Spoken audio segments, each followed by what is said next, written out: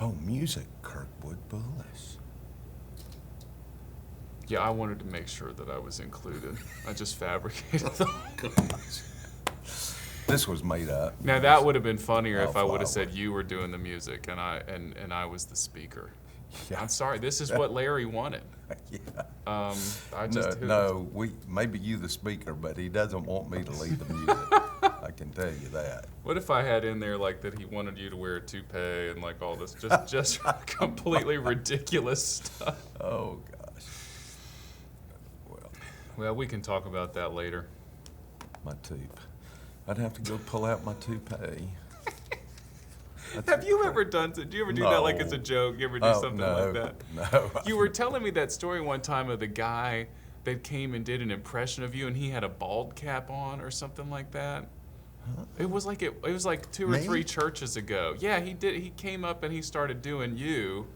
Oh, that was my minister of music. We first went out. That wasn't Keith, was it? Yeah. When we first, but he didn't have a ball cap on. He didn't have okay. He just got up there and started mimicking me. Oh no. Well, he did that night. It was the big deacon dinner. It was held at Dallas Baptist University, and it was it was a big thing that they always loved to do.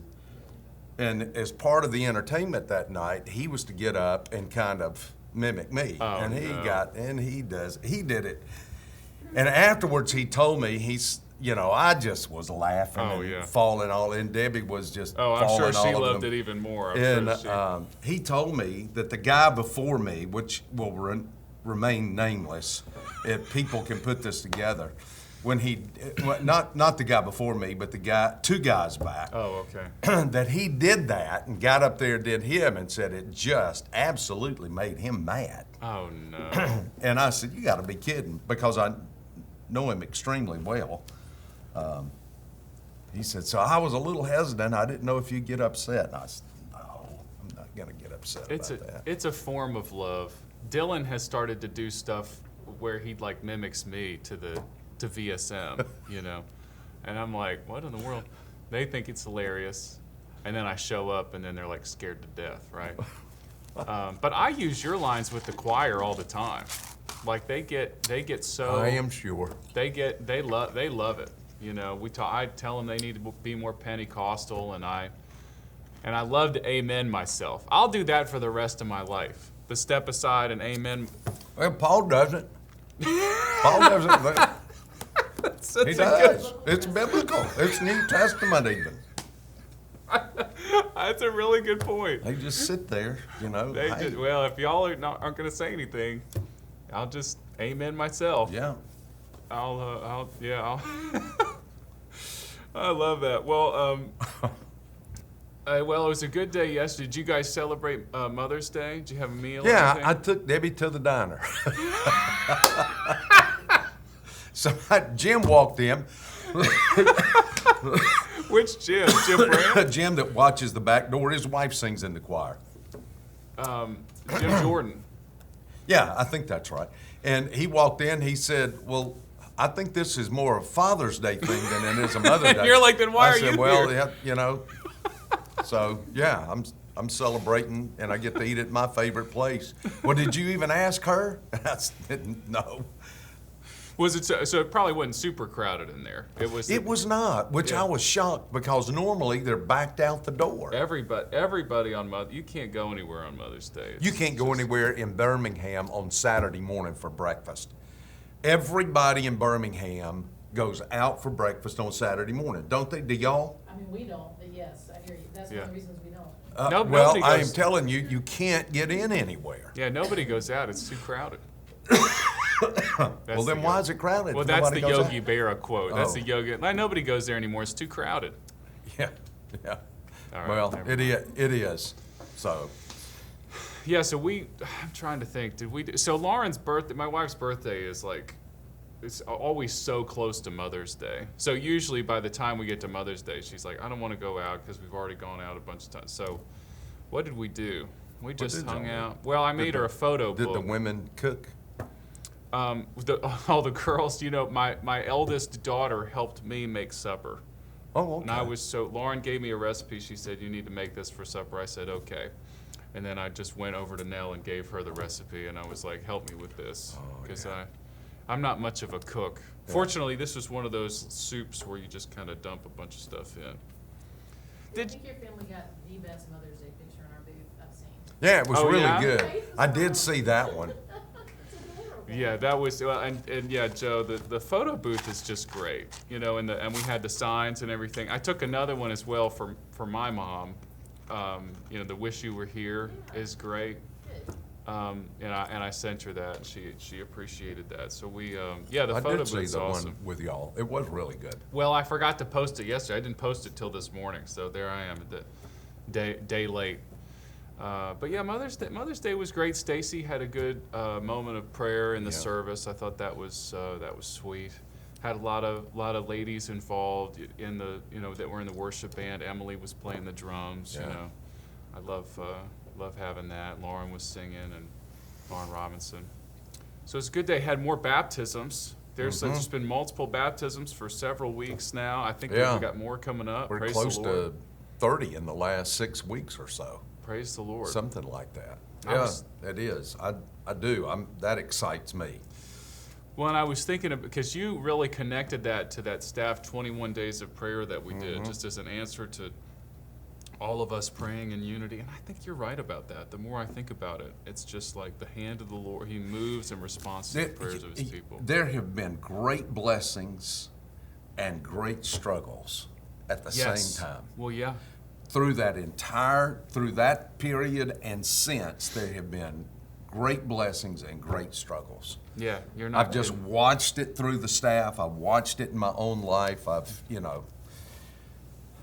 me tell you, if you want to heighten the activity of hell in your life, just get serious about praying for a period of time. Yep.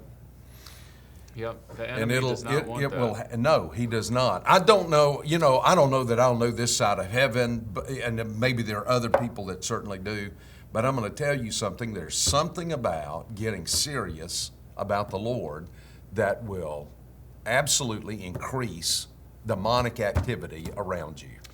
Well, think about the And struggles and personal difficulties, and I think it's all tied together.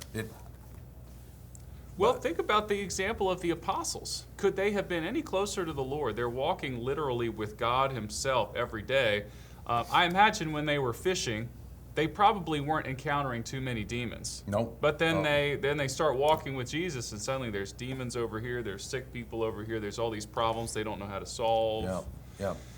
My sweet daughter decided that she's going to have a Bible study in the house. Oh, is that right? She did, yeah. She said, "Dad, it's summer. We're going to do a Bible study." I said, "Oh, okay, we are." And she's like, "And I'm going to lead it." I'm like, "Oh, okay." Which, Joanna already knows this. That means that I or Lauren am going to lead it. And so, but the reason I bring it up is because we decided we were going to do some of the miracles of Jesus, and the first one she wanted to do was Jesus calming the storm. Well. So we were talking through that story, and then the question that I had that blew their minds, this 8, 7, 6-year-old, is just like, hey, have you ever thought that storms could be more than just thunder and lightning in your life? How about that? And they were like, they just never thought about that before. It's a little bit of Christianese, right? The storms of life sort of thing. And they were, so we got to talking about that and hard times and why God allows hard times. It was a really good discussion. So we went through, it was like the dry run. Jesus calmed the storm, so it was dry. Dry run through that discussion, and then we'll have the real Bible study on Wednesday. So, Well, good. That's neat. Is everyone invited to that? yes, come one, come all. See you down there at 4775 Sandpiper Lane.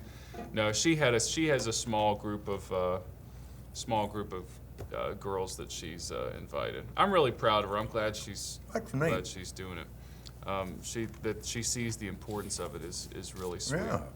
Well, speaking of the apostles, we should take a look at this from yesterday. And as we do, I've got it. I was so excited because you got to talk about one of your favorite things yesterday. What was that? Tiglath-Pileser. Oh yeah, Tiglath. You love that guy. Yeah, well, that's a great name. I mean, you can't deny that. Somebody ought to use that in some kind of television program or something. I remember, so it was like, now this is maybe a year or two ago. Joanna, remember this when I had Pastor like read the hard Bible names, and Maher Shalach was on there and stuff like that. But the second, I just remember this so vividly, because the second that I told you what the game was, which is read the hard names of the Bible, you're like, Liz, Tiglath-Pileser on there immediately. I was like, no, that's the second one. How did you guess this? Great name. Kreskin. You remember Kreskin? No. Wait. You don't remember him? What is that for? Is that from that the Bible? No, that just hurts so bad. I don't even What want is to it, talk Joanna? about it now. Who's No, Kreskin? I was thinking Karnak, actually. Maybe Karnak. Well, Karnak is That's Johnny Carson. That's Johnny right? Carson's Yeah, I thing. know that Kreskin was this mentalist Carson would have him on a lot yeah, because okay. of the I've heard of this, amazing Kreskin. I've heard of this. I love the fake mentalist thing. Those bits always make me laugh. Conan O'Brien would do that kind of thing too. Oh, did he? Did he really? Well, he did. They did this thing called In the Year 2000. Do you remember this? Which was hilarious because they did it and it's like 2004, but they were acting like 2000 was years in the future, and then they would just make silly predictions about what the future would hold, which of course were always. They had a great time. Yeah, in the year 2000. Look it up. Hopefully it's not like really vulgar or something That's a like sample of this coming Sunday. that. Is that what you're going to do? You want me? No, okay. no. Oh, yeah, that's our call to worship. In the year 2000. That was one of his band members would sing that. You So remember silly. the little Martian guy on Bugs Bunny? Oh, yeah. Bugs Bunny gets on one of these planets and the little Martian guy comes out or something, and they put in the year 2024. Right. Because back then it was so far away. The funny thing about that, guy, is that no matter what happened, there was something that would happen in the episode that would cause the universe to explode, and I feel like it would always happen. The universes would collide, and then of course, he always gets blown up. Those old Cartoon, they were great. were so and you funny. had to think about some of the stuff they did. I thought, this is above a kid's grade right here, Well, just all the times when Daffy Duck gets blown up and then his beak is over here on his head, he has to bring it back down. That just always just cracks me up. I watch that stuff with the kids and I'll just laugh so much harder than them. Oh gosh. Oh wait, I've got to tell you this. So speaking of watching things with the kids, I made a mistake. Uh-oh. So it was May the 4th last Sunday, right? So everyone's talking Star Wars. I asked my wife, I was like, I've got to show these kids Star Wars. And she's like, all right, well, you go ahead and do it. And so Friday we watched it. They loved it. They were all about it. This is amazing. Isn't that funny? And so, but here's the thing, I started thinking about it. Well, yeah, because the movie's 50 years old, but now it still appeals to kids. It's really cool. And so I started thinking about it. They're going to tell their friends that they saw Star Wars, and what are their friends going to tell them? Oh, did you know that Darth Vader is Luke's dad? Oh yeah. And I'm like, no, I can't let somebody else spoil this. So it was raining on Saturday. So you had to. I was like, we got to watch Empire Strikes Back. I got to show it. Well, that movie is great, but it is way darker than the first one. Yeah. And it scared the kids to death, Pastor. Is that right? Yes. All of them woke me up in the night. No. Yes, I'm not kidding you. At 11:30, it's the whole thing. You remember What are they this? afraid of? That Darth Vader's going to come in their room or something like that. And so I wake up and Jude is like right here. Dad, I'm like, he's scaring me. Dad, I'm scared. Okay, I got to lay with him, help him go back to sleep. 11:45, Nell, Dude wakes me up again. And I'm scared. Okay, so I take her, I put her in bed with Jude. I'm like, you guys be scared together. 3 a.m., Harper, again, wakes me up again. Dad, I'm scared. So Nell's still sleeping. I pick her up out of Jude's bed and put her in with Harper. Keep them asleep. And then I wake up for Sunday, and I'm like this, because I've been up all night, which is probably how my wife feels every day, God bless her, with waking up with the baby. But Nell was really confused when she woke up in a different bed. I have to stop and think about that. But I remember we were in seminary when it came out. Yeah. So to go to a movie was an outlay of a ton of money for me at Sure, that time. I was definitely. making $54 a week. Wow. 54, How much was a 56. movie ticket in '77? Like $2, something like that. I don't know. I don't. Look No, up. no, no. Get In those numbers on our- 77? 77. Sorry, that's what I mean. No, Came I out was in not sev- in seminary then. You're probably I in came, college, right?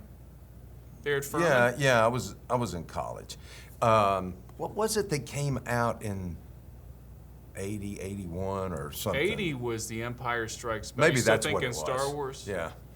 Yeah. No, Indiana Jones. Oh, Maybe that yeah, was when. that was the early 80s, yeah. Yeah, you know. Man, those are great movies. I remember going to the movie because we did not go to the movies. We had enough to buy food and exist on You mean when you were young, when you were a kid?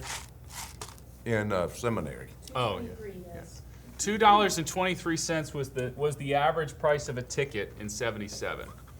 Now it's at least 5 times that much. Oh, if my you stars. go to a matinee, right? You go in there and get a Coke and get popcorn. No, you don't do that. Oh my word! No, the enemy You has have won to. if You you have do to that. just stop by the You bank gotta, and you gotta smuggle everything. Smuggle it all in. That's why I'm annoyed that you remember the cargo pockets. Yeah. And that's not in style anymore. Now, if you wear cargo pockets, you're a fashion pariah. Or are they back in? Joanne, I think they're coming back in. Yes, Pastor. I'm gonna go to Old Navy and order you some, right? yeah. Order. I want Pastor and I wearing cargo shorts for this next. Well, we're doing it on Sunday, so all the more reason. Well, I'll have to pull back out my suits with the cargo pants. Now I guarantee you, there is some flashy pastor out there that's got a I'm suit with sure. cargo pants. Probably. Actually, Jared, do an AI image of a suit with cargo pockets on the side. That's what we need. Have you seen that meme that says churches are like, we're not reaching men, but then they show their pastors and they're like wearing, Women's Oh, clothing. yeah, yeah. and it's so true. It's so true. It's so true. However, let me tell you, there is a big movement of men back into the church right now. Is that right? Yes. That the church in America is up about 2 million people, and it's mainly men. What do you think has precipitated I don't this? know, but now I can tell you this. Church attendance in England is up 50% from what it was. Now, so you have to understand, it was pretty low. Yeah. So it's up 50%, and they're calling it the quiet revival. Get out of here. No, I'm not. It's I'm excited it's the about most this. exciting thing I've heard in a long while about the church. Because I'm convinced that if revival is going to break out, it's going to break out in pockets in England, and it will sweep like it has in the past to the United States. Oh, that's So really that's why I always am asking, Scott Lenning, Scott, tell me what's going on. Because Franklin Graham has been doing systematically these festivals in England, and they are so well attended, and they're having such great Wow. response. And it's exciting. It really is. They're doing them in Berlin. They're doing them in parts of Italy. They've done one in Rome. I think they're doing one down in Naples, maybe some other places, other parts of Europe, but they're doing several in England almost every year or every couple of years. Well, that makes sense because throughout the centuries, the United States has culturally followed Western Europe with so much of what they do. Yeah, which is concerning in a lot of Well, ways. yeah. But this way, I just look that's going to, it's exciting. Okay.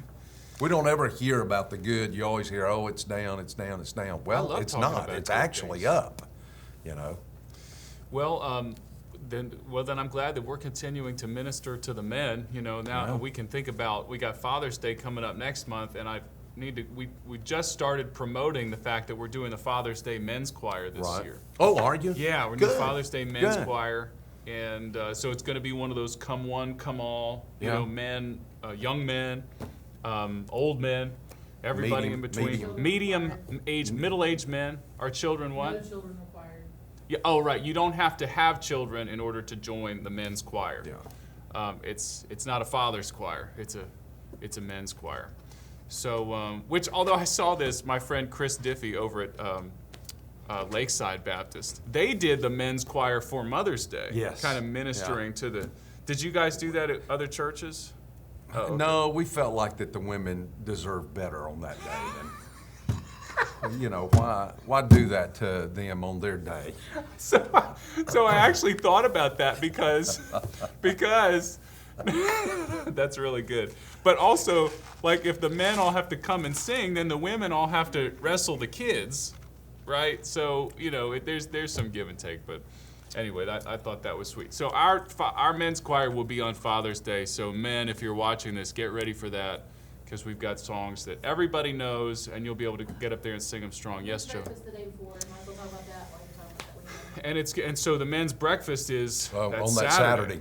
Yeah. That'll be good. It's always good. They always have yeah. really good, you know, sausage, gravy, Yeah. and grits, and eggs, and And it's bacon and all you can biscuits. eat, Oh, yeah. my stars. I walk in here on that Sunday morning when they're doing those biscuits, and I just think this is more than a man should have to face. Yeah. Well, that's why we put it on Golly. Saturday, so you can actually eat, because I know you wouldn't eat it if it was Sunday morning. So the men's breakfast will be Saturday. The speaker that they got, like an ex-Navy SEAL Yeah, that like yeah. rescues people from He and I are going slavery. to wrestle. They're setting up a thing. You're gonna wrestle? We're going to wrestle. Okay. Yeah. Is it mud wrestling? I'm just flat out on the stage. Okay. Navy SEAL and pastor wrestle. Was that why you've been training? You I've keep been telling us tra- that you're in the gym every day. I will. I'll be in there. I start mine again in the morning. This will be week number 4. It'll be a month. I think that's proud of right. you. Well, I am kind of catching my neck too. Okay. Get the massage gun. I'll just do this while we're talking. Jared barely even looks at me. Do you have those cargo pants ready? Okay, Jared just sent me the cargo pants. Let me see about this. That's oh. There's your Oh, my cargo God, pocket. look at Extra that. cargo pockets. Is this supposed to be pastor? Yeah, it's supposed to be. That's pretty Okay, pitiful, you isn't can it? put this in you can put this in. You're holding I have no idea it what looks that like is. a Star of David prayer book or something like that. We're Jewish now. I don't even know. Yeah, welcome to Valleydale Messianic Fellowship. So that's really fun. Okay, we'll put that on the video so I that guarantee people you can they see make it. that somewhere. Oh, they absolutely do. I am sure. You of can it. have Bibles in every pocket. You have your tracts over here. You have your extra I did do glasses that over when I here. was in, I guess, Ukraine. I would wear these cargo pants and I Oh, would yeah. stuff. They're so convenient. I would stuff everywhere I could get them, you know, because I was always needing a Bible to. Oh, yeah. Tracts, pocket translator, flashlight, Yeah. couple of extra Pocket knife. sandwiches. M16. and various weapons. 9mm. Pepper spray. All that stuff. Oh yeah, for sure. Man, I just thought of so much. There's too many things that we can talk about. I'll save the 9mm discussion There's no for later. end to all of the. We do have thoughts to that talk about bubble the up message. here. We got 5 minutes. This is just like Church. you preaching. Yeah. We got 4 minutes left to go through the whole sermon. All of that was introduction. You understand? Now we're into That the was message. a long introduction. I would have graded somebody off on that yesterday because that was too long of an introduction. I love it when But you do that. I just there was so much in it I wanted to get across to everybody before we got to the text because I think it makes the text really pop when you understand the context. Oh, In fact, it puts it. That's crazy for me to say. Sure, you have to do it in context, but I give an awful lot of context, didn't I? Well, yeah, like I said, you went all the way back to Tiglath-Pileser. Yeah. Pileser. I don't know how you pronounce it. Pileser. Pileser. You went all the way back there, and his role in like what Capernaum became. You told us where the name Capernaum Yeah, came from. Go ahead. Capernaum. Capernaum. Capernaum, which is just like the prophet name. Capernaum. Whoa, close that over here. Yes, that's excellent Hebrew pronunciation, Pastor, if I may say so. And then you talked about just the significance of Jesus making his home at Capernaum, like Yeah. that the Son of God had a home that he set up. Yeah. That was where he lived, even though, which is ironic because later he says somewhat cryptically, the Son of Man has no place to rest his head. But so he has this place where but it's sort of his base of operations where he goes back. And by chapter 11, he is going to curse. Capernaum. Yes. Whoa. And Bethsaida. Bethsaida, right? And Chorazin. Yes, because. Because that's where I'm going Sunday. Oh, really? Yes. The second I will is I will give you rest. And just prior to that, Jesus is, it's kind of an interesting thing. You don't ask me what's going on here because I'm really just studying this. In chapter 11, he's cursing these cities. Yeah. And then he stops in the middle of that and he says, I praise you, Father. Then he turns around and he just starts, it just opens up with this praise. He comes to this phrase that we're all familiar with, come to me, all ye who are weary and heavy laden, I'll give you rest. And then he turns again and he comes back into this really kind of a condemnation again. So it's this thing is stuck right in the middle of two judgments that Jesus is making. Which is and that's the Jesus we don't ever talk about. Right. Oh, so we're getting to that on down the road. Okay. But the Jesus we don't talk about. Yeah. The Jesus of judgments and wrath and that sort of thing. Okay. Well, I see. You just told me not to ask questions. I don't want to ask all these questions. I just won't ask anything. I tell you what. Let's do this, and then we'll finish up with a quick note on the fishers of men. You posted on Facebook last night. Oh, did I? And it was like catnip to all of your Facebook friends and followers because you posted a picture of one of the commentaries that you recommend. Which that's what everybody wants to know. They want to know, well, how does Pastor study, and what books does he use and all that. So do you want to unpack that a little bit more? Well, it was just on Sunday afternoon. Everybody is always asking me, what's the process? What do you go through? What do you do? Well, I start on Sunday afternoon late. Generally, I take a nap, eat a little lunch, take a nap, and then Debbie wants to go walk, and I'll come in and take a shower, and I'll sit down for the evening. Because we make, you can get on YouTube, and you can get this soft jazz music, really soft. Do you play some jazz in the background? Well, we're always playing that for hours. Always got it going, we're just kind of at that place. It gets the mind working. And so we don't generally watch TV much anymore. We'll play that and we're both reading. She's reading something, I'm reading. So I sit down with a notepad, my Bible, and the first commentary is the exegetical commentary. Yes. And I just thought, man, these commentaries are so good. But what everybody wants to know is, how do you get your points? How do you get the illustration? How do you do, Well, this is the exegetical process right here. Yeah. How do I do the work of exposition? So I just start, I look at the passage, and then I'll go to and the good thing about this commentary is that it breaks the Greek down verse by verse for you. Really so it'll give you the verse in Greek, and then it'll talk about the verse. And I don't have to go and get my Greek New Testament out. Well, you've got that memorized anyway. Yeah, well, almost. So, I just love the way it lays it out, and it's just a preacher's delight to me. Why any guy would want to use anything, why would you want to go to the internet and get a sermon, or to AI and get a sermon, when God can give you a sermon if you just take the time to be in the text? So, and it doesn't have to be, to me, one of the great preachers of our day would have to be Dr. Vines. And his points are they're just so perfect. Mine don't ever come out that perfect. But, his come out that way. But I just tell God, look, sit there with a pen, just start writing ideas down and thoughts down as you work through the passage. Well, you shouldn't worry about how the points come out. You usually only preach one of them anyway. Well, so you only get to one of them. There you go. That backhanded slap. My favorite. Here's the front. But it's true. Here's the front-handed compliment. My favorite thing that you say when people are asking, well, how long does it take you to prepare a sermon? It's 45 years. Yeah, it's taken me 67 years. Everything through those years to this moment. And I think that's why you're able to minister to people. Not just like every sermon is ministry to people, but you're ministering to our people because you have an understanding of where they've been, and that, I don't know, the Lord's just giving you wisdom over time. I don't know, but this is the part we all want right here. I will give you rest.